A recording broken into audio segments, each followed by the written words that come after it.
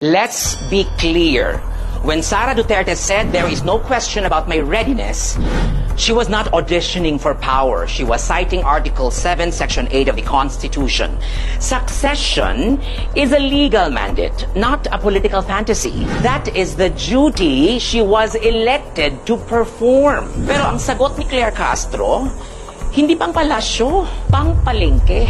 Because the moment she invoked Mary Grace Piatos, the conversation dropped from constitutional reasoning to cheap sound bites. And let's get this straight. Mary Grace Piatos was a COA-permitted code name used to protect an intelligence identity in confidential fund audits. Legal, recognized, documented. And frankly, mas gustuhin ko pang maraming Mary Grace Piatos with COA rules followed kaysa sa mga iskandalong hindi nila kayang ipaliwanag kahit saan ilawan. Like the BIR's overassessed LOAs, abusive, arbitrary, and weaponized against small taxpayers, while the big players walk away untouched. LOA fishing expeditions, not lawful audits. Like the mega health centers. Mega sa press release, pero hanggang ngayon hindi matatapos-tapos. Billions allocated, communities still waiting.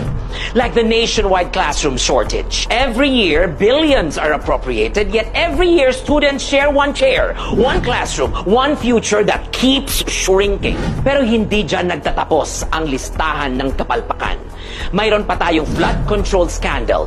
Billions poured into DPWH channels, yet Cebu, Luzon, Visayas, Mindanao, all drowned in preventable floods. Ghost projects, ghost contractors, and a budget trail na kahit forensic accountants nahihirapan sundan. And of course, the motherlode, the billions of pesos in congressional insertions na biglang sumulpot, lumobo at lumusot. 797 billion pesos in 2025 alone, 410 billion pesos sa DPWH with only 26 billion pesos vetoed. Imagine that.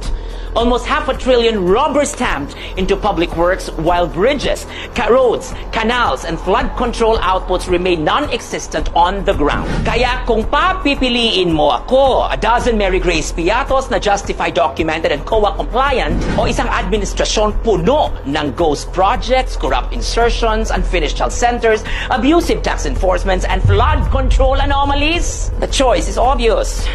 The real scandal is not the code name. The real scandal is kung bakit mas mabilis pang nagre-react ang palasyo sa constitutional succession hypotheticals kaysa bilyon-bilyong nawawala sa ilalim ng administrasyon nila mismo. Because when governance is clean, you do not fear the Constitution. You only fear exposure. Another day, another Regal POV.